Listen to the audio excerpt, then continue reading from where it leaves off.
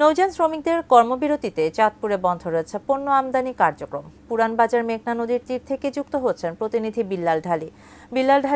মধ্যরাত থেকেই এই নৌযান চলাচল বন্ধ আছে, আমদানি বন্ধ রয়েছে, এর কি প্রভাব পড়ছে জানাবেন।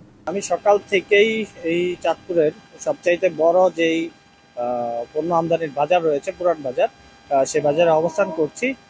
বর্তমানে যে পণ্যের সরবরাহ সেটি স্বাভাবিক আছে। আমি ব্যবসায়ী যারা নেতৃবৃন্দ আছেন চেম্বার অফ কমার্সের, তাদের সাথে কথা বলেছি। তারা আমাকে জানিয়েছেন যে পরিমাণ পণ্য তারা আমদানি করে রেখেছেন ইতিপূর্বে, তা আগামী কয়েকদিন যাবৎ চাঁদপুরে যে বাজার পরিস্থিতি সেটি স্বাভাবিক থাকবে। তবে এই যে কর্মবিরতি, এই কর্মবিরতি যদি এক সপ্তাহ বা তারও অধিক দীর্ঘস্থায়িত হয়, তাহলে কিন্তু বাজারে প্রভাব পড়তে শুরু করবে।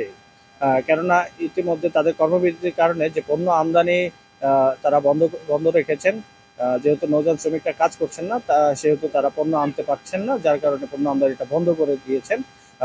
আপাতত এর বাজারে প্রভাব পড়বে না বলে আমাকে জানিয়েছেন। এছাড়াও তেলের বাজার আছে কিন্তু চাঁদপুরে, পদ্মা, মেঘনা, যমুনা, তিনটি ডিপো আছে চাঁদপুরে।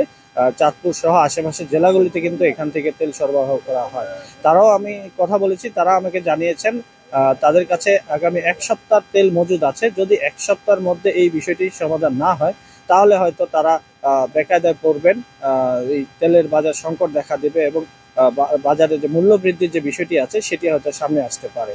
এছাড়া তাদের কাছে পর্যাপ্ত তেল আছে, স্ট্যান্ড বাই কিন্তু তাদের তেলের জাহাজ যেটি আছে সেটি কিন্তু স্ট্যান্ড বাই আছে।